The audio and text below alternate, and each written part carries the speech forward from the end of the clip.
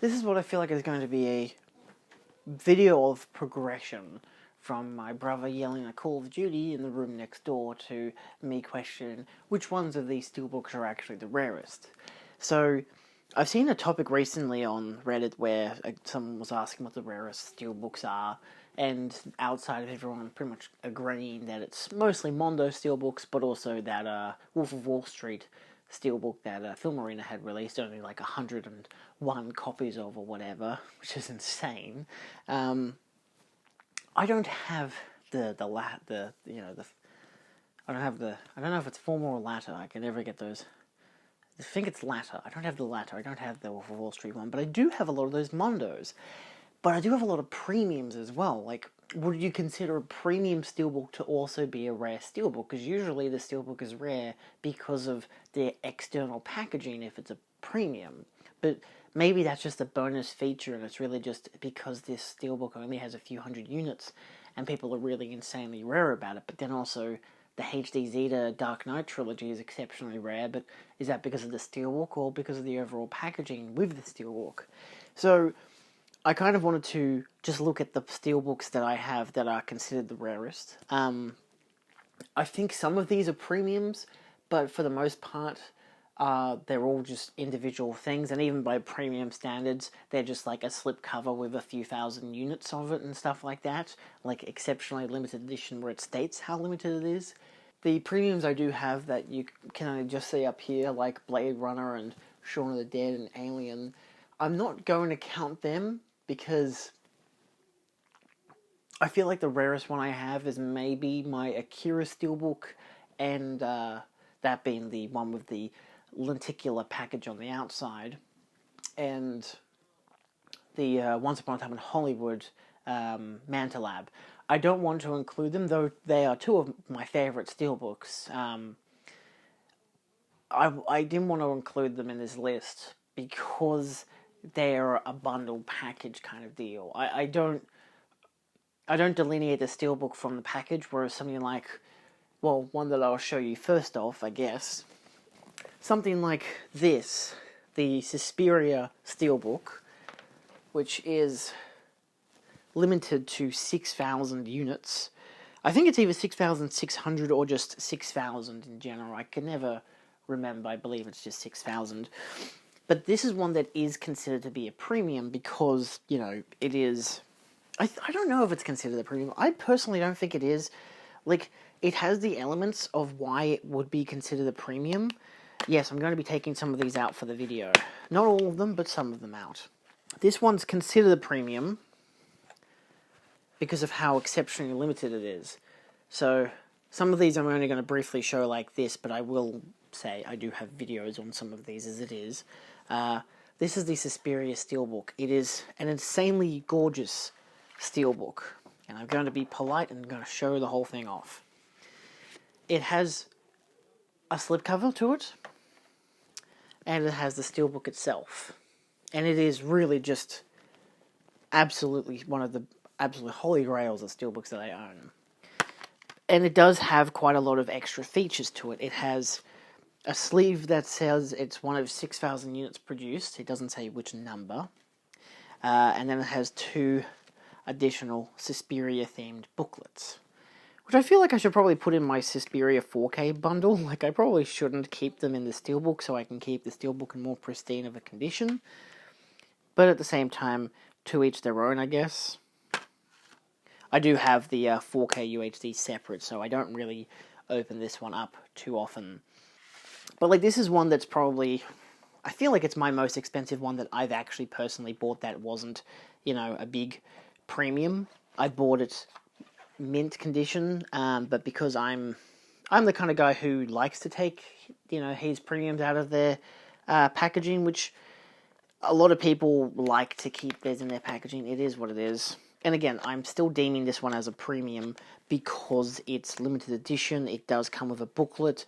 There's like a lot of additional elements to it that make it just higher quality. So in terms of the basic necessity, all of these are in protectors.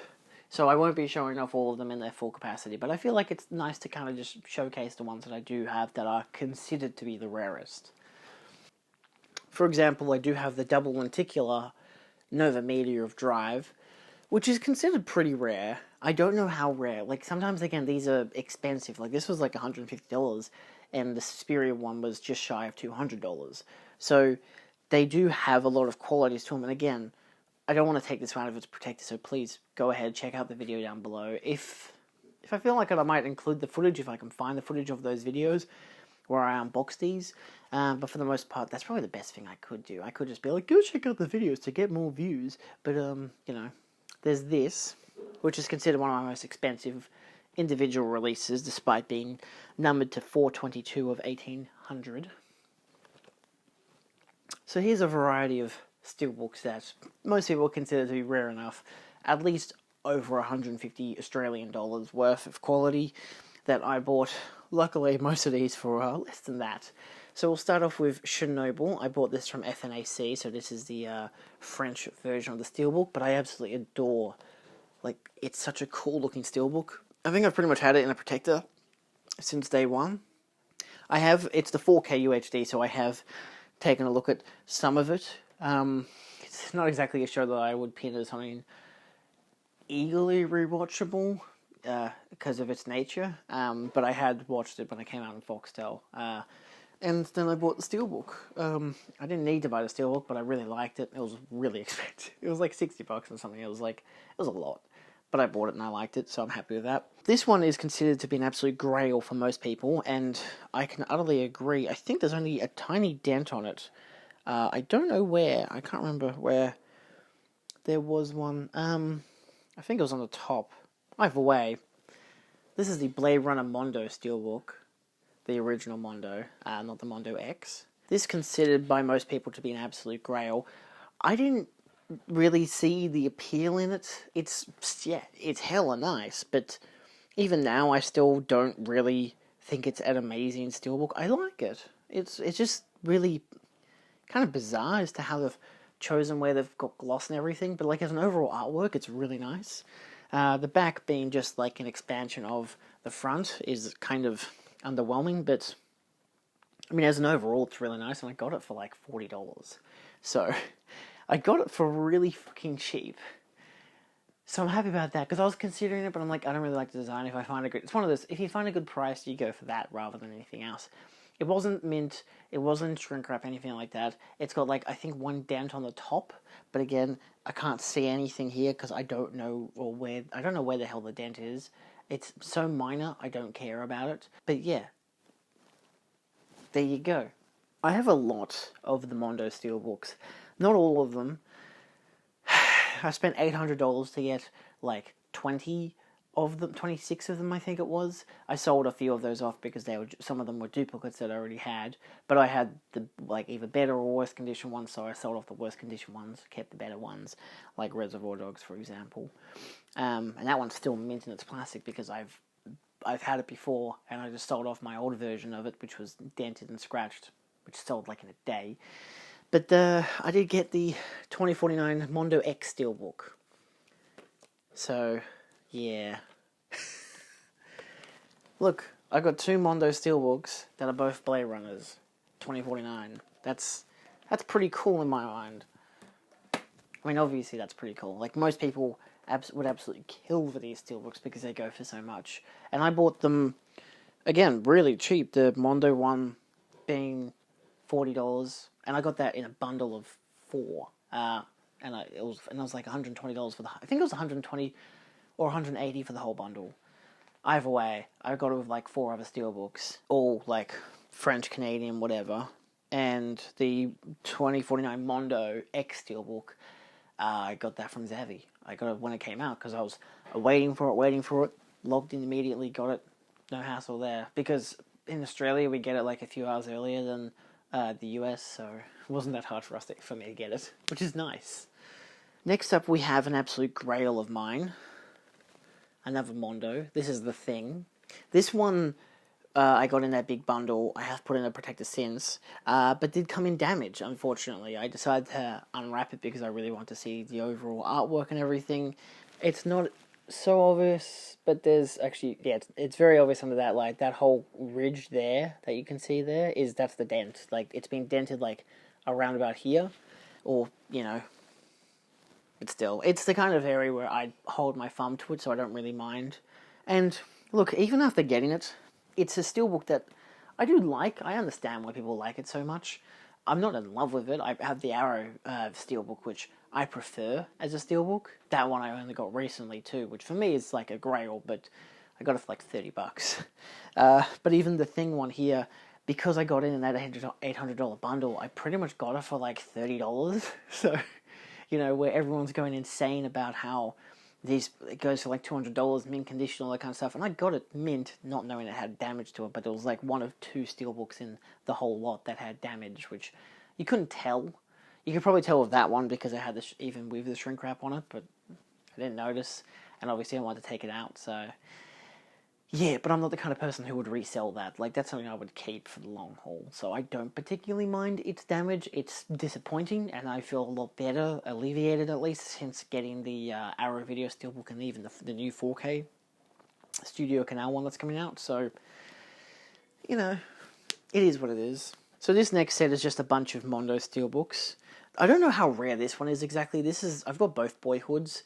This one, because, again, I keep mentioning it, but the Mondo bundle I got, which there will be a video link in the description where I showcase all of them, I got, like, Mondo's number 0 through to, like, 18 or 19, I believe, maybe 20. I think it was WeRx was the next one that I needed to collect, which I didn't end up bothering getting. I think, was Ghost in the Shell the final one I got? This is number 165 of 2000, and it's mostly the slipcover that makes it rare, because I have the regular one. The regular one still goes, it's not too expensive of a steelbook. This one I deem probably would be more in terms of rarity, just because it's one of 2,000 units. But yeah, it's still mint, because I don't need to take it out. I took out the other one, haven't even watched the film, I just want to look at the artwork, and given out this one, it's the exact same steelbook, it's just a different slipcover, so yeah. Next up we do have Pan's Labyrinth. This was the only other one that had a dent on it. I believe it's just below the DVD logo where the dent is. But I have actually taken this one out because it has a really nice texture to it. Again, this is also in a protector. Even though they come with sleeves, I put them in protectors most of the time if they're really rare or if I really, really like them. But yeah, this one's just quite a nice one overall. It has some interesting artwork to it. I don't even think, because this is like the French version, I'm yet to get a better version of the film. I need to get like the Criterion version of the film at some stage, because the Blu-ray I have isn't that fantastic. It's the only version of the film I've seen. I think I've seen that twice now, but you know. Next up, we have another numbered one. This is Looper, the gold edition. This and Boyhood. Boyhood suffers from having the sticker on the outside, so does Looper. It has like the sticker on the actual plastic, which is kind of annoying, but I have the other version of Looper as well, so I've taken that out of its plastic and whatever, but this is number 1849, I believe it is.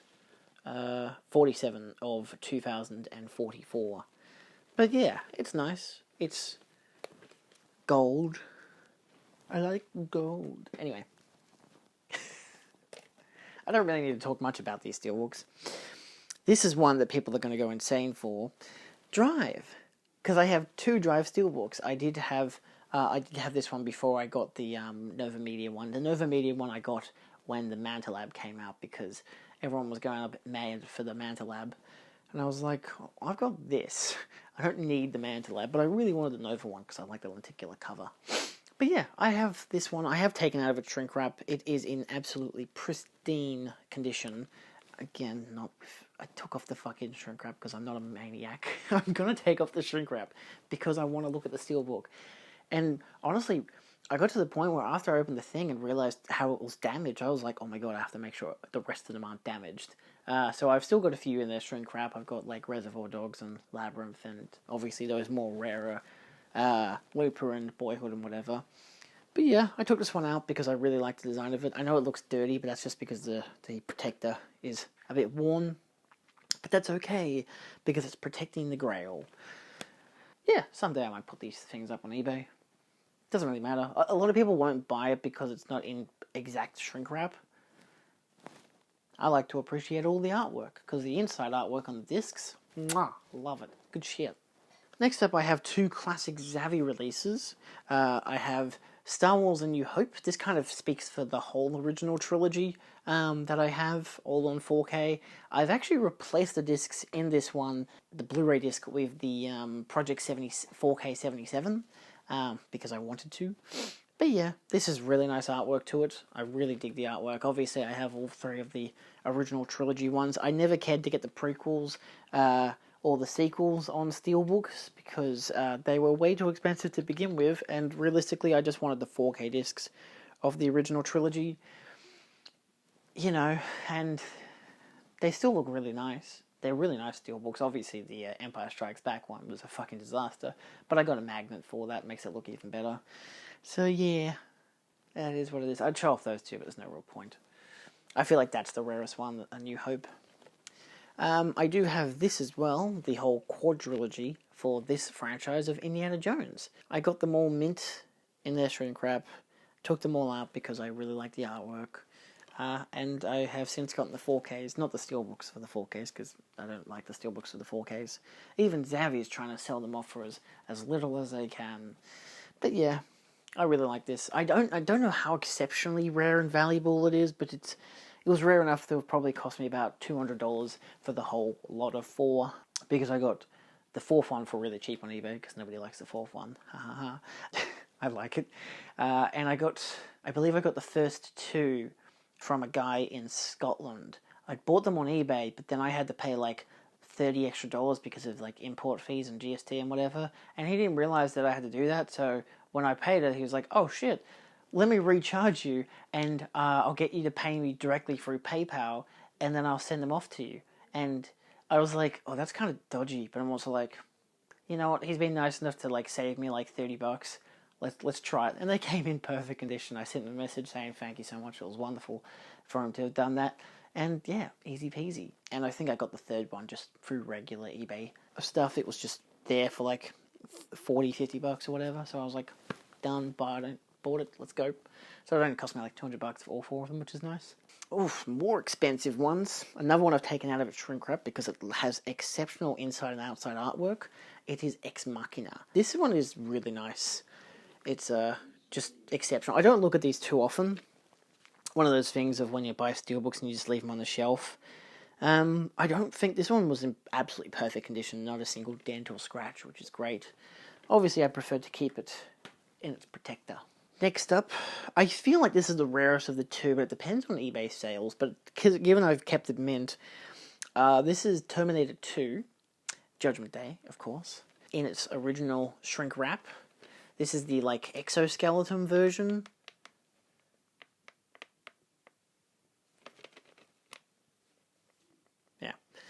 I don't have this one in protector, even though I've got it mint.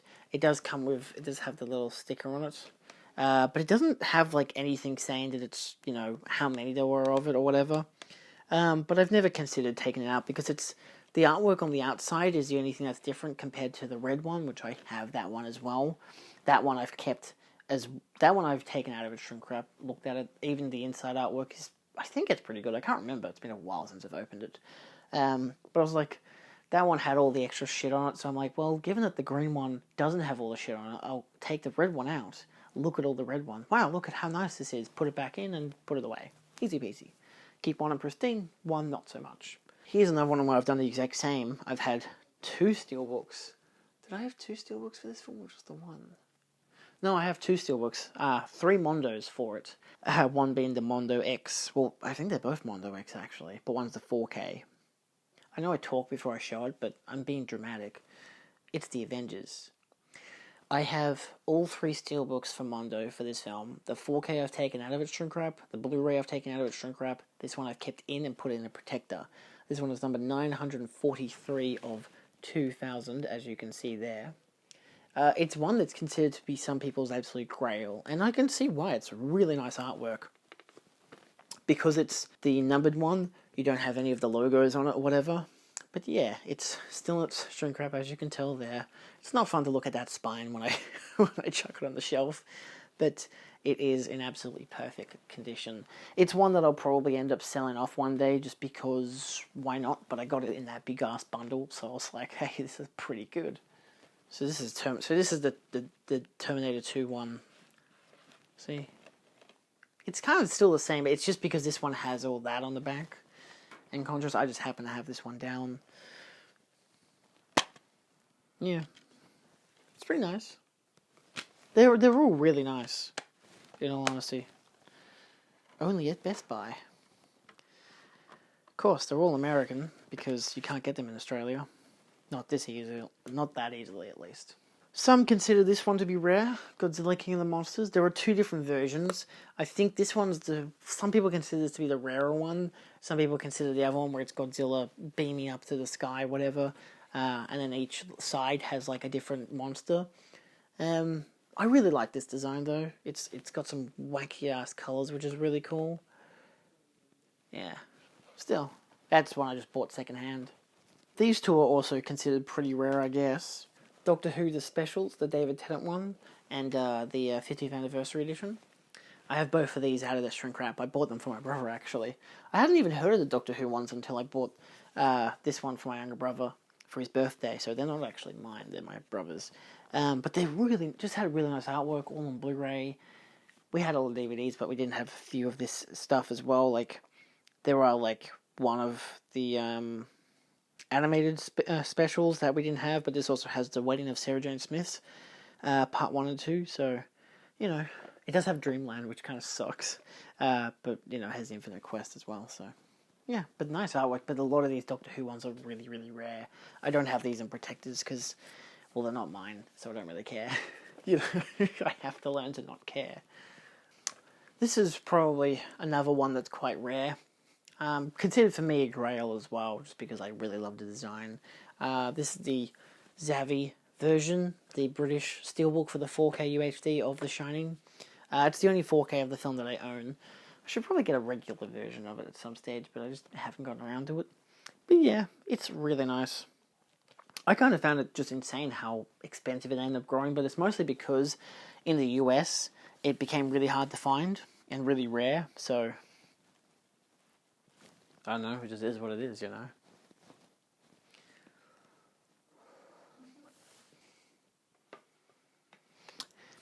Next up, The Thing. Yeah, I'm kind of going downwards in which ones are actually the rarest. So, this one's the Arrow video release. It was hard enough to get to begin with, but, you know, it's one of my favourites, he says as he throws it to the bed. It was the couch, but still. This one is quite rare as well. I didn't even know that when I first bought it. I still don't know why it's that rare. But I have perfect blue. I've never once put in the protector. It's even got... It's probably the only one of mine that's actually gotten worse over time. It's got some scratches on the back. Like, you look at the kind of brown spots there, and it's all just being chipped off. I don't really know why. It's been moved around a lot on the shelf. It's mostly around the spine area that's been scratched along the base and along the top. But yeah, I think it's just getting old. You know, it's the kind of steelbook it's made of a particular type of... That's nudity. It's made of a particular type of metal that, you know, it's very cold, but it's nice. I like Shitashi Kun stuff, so that's really why I got it. But I've never really liked the design of it. It seems such a weird image to use. I did like the FNAC version, but I never bought that because it was all in French. I was like, you know, I've already got one. I don't really need to buy another one. I've heard this has been resold, like coming out again for like, maybe it's a new remaster or something, but it's coming out again in the US soon, if not already, so it's probably going to go down in quantity and quality, not quantity, but quality of price soon, so yeah, I think it's just because I got the British version that it's slightly rarer or whatever. I won't sell it though. There's no reason to.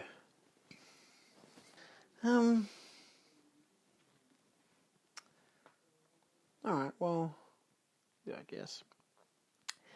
For now, at least, last but not least, the first ever steelbook I ever bought to make me realise that steelbooks could get really, really rare.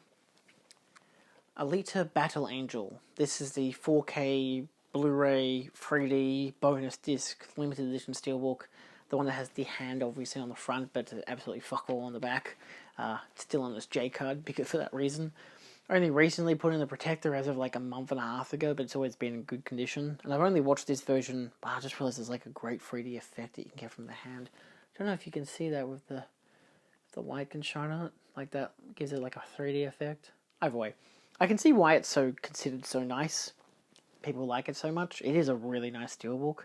It just is so bland at the same time. The front is beautiful, simple, but graceful. And the back is fucking empty. So the inside's quite nice, but there is a lot of discs. It's quite weighty as well. But this is when I think I was looking this one up because a lot of people were talking about it. And this is when I realized that steelbooks that I had bought at retail price could be really, really rare in due time. And this one has become very expensive over time. Obviously, probably people prefer it in mint condition, but I'm keeping mine because I really love this film. But yeah. No, that's all for now. Again, I don't want to count any like big set premiums like my Akira one or Once Upon a Time in Hollywood. Some of those that didn't even get individual like steelbook releases at all, but you know. Anyway, that's all for now. Thank you all so much for watching. If you've enjoyed this video, feel free to like, share, and subscribe for more. If you disagree on some of these being rare ones, whatever, or if you have ones that you know to be quite rare or valuable, then feel free to shoot them in the comments. I'm always interested to see which ones are rare, because I'd like to see why. You know, it's not just, oh, is it because it's old and it's gotten pricey over time? Like I had the From Dusk Till Dawn steelbook a while back, and I sold that while it was mid condition just because I needed the money. And I could see why it was so rare, but I was also like, well, you know, seems a bit of a niche market there. It's because the lady on the front cover was in a bikini. Anyway, it was a nice steelbook, but I never took it out of its shrink wrap. And I sold it to a guy on eBay. Just happened to be like that. But yeah, no, I've got a lot of steelbooks that are like this. Some that are mint, some that are not. Some that are scratched, some that are damaged, some that are all in protectors but have been taken out of the shrink wrap because I usually take them out of the shrink wrap. So I kind of automatically devalue a hell of a lot of mine almost immediately after I buy them. But still, you know, I like to appreciate the artwork because I don't just buy them because they're collector's items. Well, I do, but I don't buy them to be like, look at mine, I've got all these mint condition, like still in shrink wrap steelbooks. It's like, good for you, buddy. I'm going to go watch that film that's in that steelbook because I've taken it out because it looks really good on the inside and the outside. So, yeah. Anyway, there's also the paranoia about, you know, damage and stuff. So it's not really a critique against people for keeping it in shrink wrap. I just like to look at the artwork and to check if it's damaged at all. Obviously, the Thing was a big, holy fuck. That was terrible. I wish I kind of hadn't taken it out. But at the same time, it's like, I would have probably realized eventually. Anyway, see you next time. Adios.